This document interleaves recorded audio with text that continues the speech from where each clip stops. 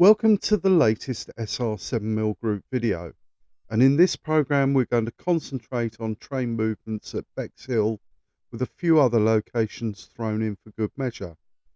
So sit back and enjoy train movements on a typical summer Sunday in 1958. Arriving first is an N-Class 260 31405 on a short train that has come from Smithfield. Bexhill has two pilots, one for passenger and one for goods. The passenger pilot should be an H-Class 044 steam locomotive, but we don't have enough of these. Both are being covered currently by Daypole 08s. The movement of the passenger pilot allows North British Type 1 D8403 to depart for turning. And here is the passenger pilot carrying out its proper duties, removing the stock previously bought in by the N-Class 260. Another train departs, this time from platform 4. It's a parcels train for Great Victoria Street, made up of assorted parcels stock hauled by a C2X 32444.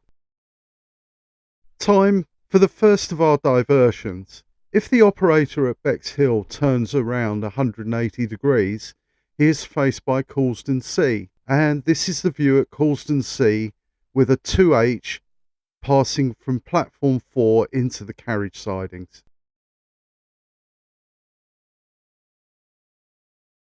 Meanwhile, back at Bexhill, a BR Class 3MT 262 tank arrives with a stopping service formed of non-gangway stock. The next movement we see is Jeff's T9. This is backing down into platform 2 from the locomotive shed to take out a service to Smithfield. The set to Smithfield is a short set of 4 carriages because the gradient is very, very steep and quite a trial for any locomotive. The position that I'm occupying is largely passenger work. Bexhill Goods Yard is off to the left of the view and on the opposite side. The arrival and departure roads for the goods yard are to the rear of the layout, and arriving is a Maunsell Q 060 with a goods train from Southwark.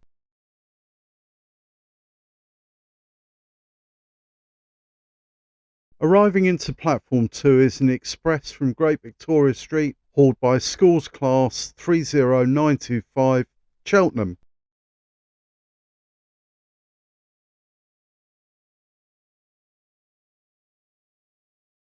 Platform 4 at Bexhill has no means of releasing the locomotive other than by shunting it using the passenger pilot. And here is our passenger pilot at work. Platforms 2 and 3 do have a release option via the centre road, but often that is filled by other vehicles, as in this case. So either you move the carriages to release the locomotive, or you move the locomotive that has brought the train in after the carriages have departed.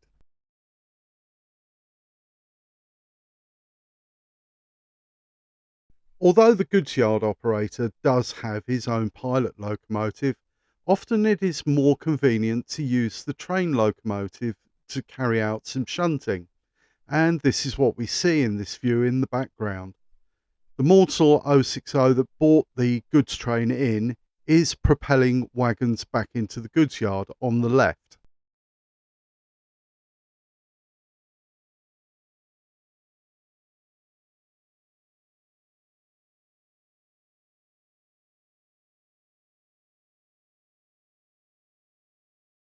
It is theoretically possible to have up to 4 trains on the move at once in this particular view. However, as far as practicalities go, 2 or 3 is more usual. The Maunsell Q has finished its shunting movements and moves onto shed, and departing from platform 2 is an express for Great Victoria Street hauled by an L class 440.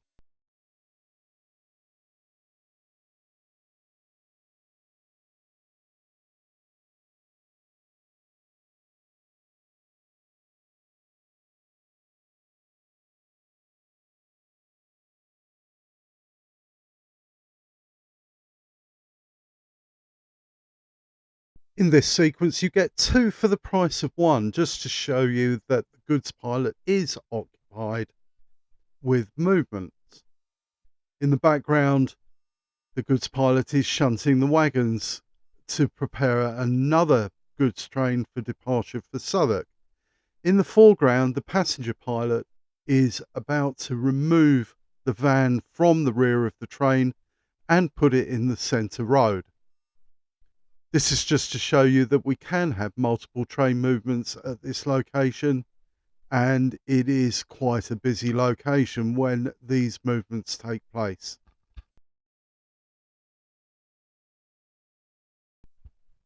For those of you who may not have seen Jeff and my presentation for the evening with, all the signals on view work and they are operated by servos. But as well as providing an indication, they also operate the isolation.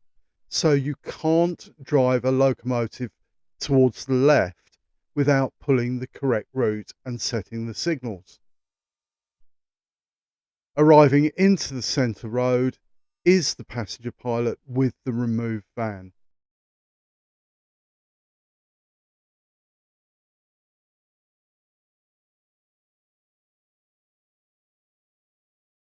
The locomotive now arriving from the shed is an E2 class. This is an 062 tank and one has been preserved, Birch Grove on the Bluebell Railway. This locomotive is arriving into the centre road to take the parcels train. Now, parcels services on our railway have the capability of dropping off at multiple points, but this particular parcels train is going directly to Great Victoria Street.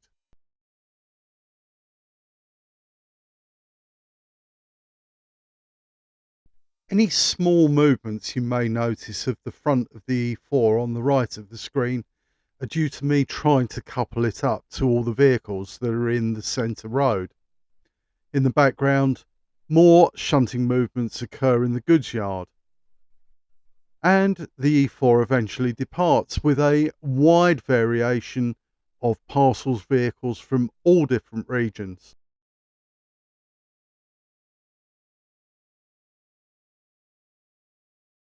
During this particular operating session, we didn't use the electrified lines in the foreground, which lead to platform 1. However, in the background, the goods yard operator is carrying out an interesting movement involving 7 of our brake vans. Some years ago, we did make a video which included all of our brake vans, and we have 34 of them, which makes for quite an impressive train.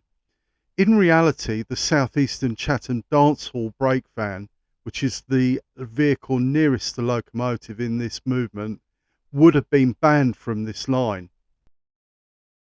Unusually, there's a bit of a lull in passenger services in the foreground. So let's concentrate on the shunting movements taking place towards the rear of the layout.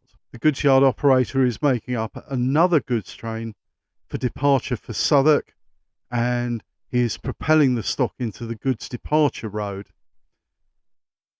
This train will eventually depart behind a locomotive across the station throat and onto the up line towards Causden Sea.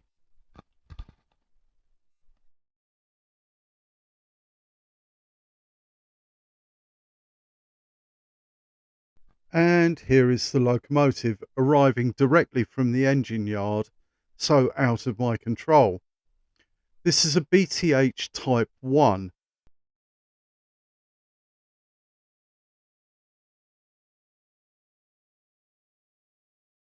And the train departs.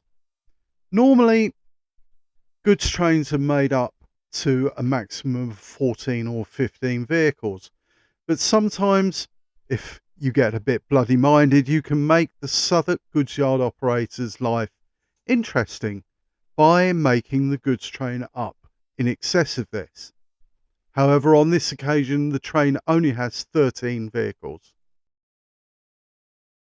Back to passenger operations, and departing from platform 3 is the non-gangway stock that we saw arriving earlier, but this time behind a BR 4MT 264 tank. Trying to manage a 4-platform terminal station plus the entrance to a goods yard while filming is quite tricky. I actually had my camera confiscated, and this is the view from outside the new shed. The two lines in the foreground are the down and the up main, and arriving on a down express is a schools class 440. The down and the up main splits here to allow the loop lines, which you may just be able to see at a lower level, to rise up between them. Exiting the shed on an up express is a D1 class 440. This was under test, and the next few sequences will show it progressing around the layout. Here the D1 passes through Causden C, but rather than taking the up main towards Great Victoria Street, it will take the up loop so that it can return in the same direction.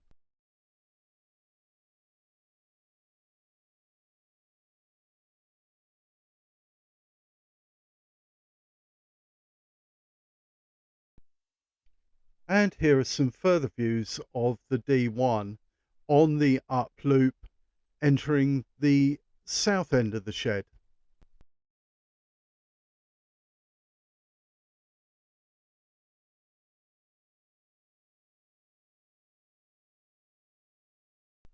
And a view from the wagon cam as it passes through Causden Station.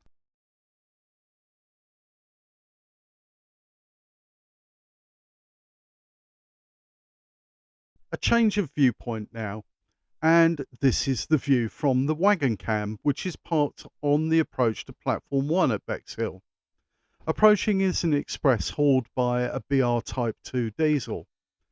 And this is the train seen from the original viewpoint, with further shunting moves taking place in the background. You can't actually see the wagon cam, but it's behind the MLV cab in the foreground. The view from the wagon cam again, but this time it is positioned on the centre road, which is between platforms 2 and 3 at Bexhill. The lever frame for Bexhill is built into the flats, which is on the left, and you can see me operating the lever frame. The locomotive backing down to the express in platform 3 is another schools class 440. And the express departs for Great Victoria Street. Operating Bexhill takes a minimum of 3 people. You can see me on the left-hand side of the screen operating the station area.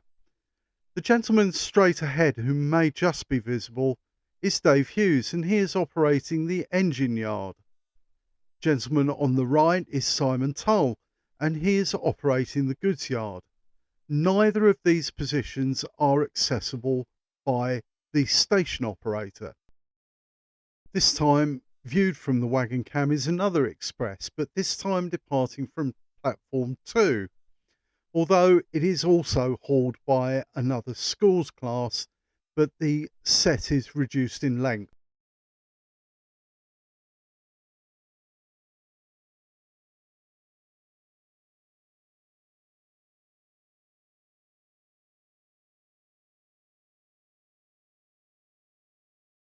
Although the wagon cam has rather a wide angled aspect, it does provide an interesting view of train movements.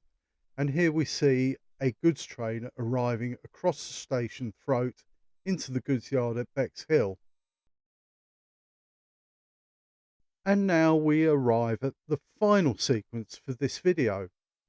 And just to prove that the wagon cam is mobile, I'm going to take you on a hall tour from Bexhill to Great Victoria Street.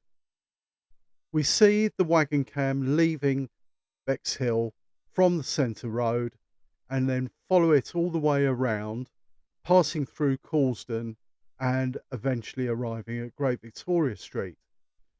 I've cut this into with the other trains that are passing it en route, so you can see a different viewpoint. The wagon cam is now passing over the upline flyover, which passes over the loop lines. On the left is an express on the down line approaching the entrance to the new shed and eventually will arrive at Bexhill. The lines here are attached to the outside of the old shed. The old shed contains Bermondsey Bakers Yard Station, Southwark Goods and Great Victoria Street. As the train passes over the steel bridge, which is lifts and provides access to the new shed, you may see a gentleman wearing a yellow t-shirt. This is my youngest son and he is standing in the door for the garage, and this is where Smithfield and the Fiddle Yard are located.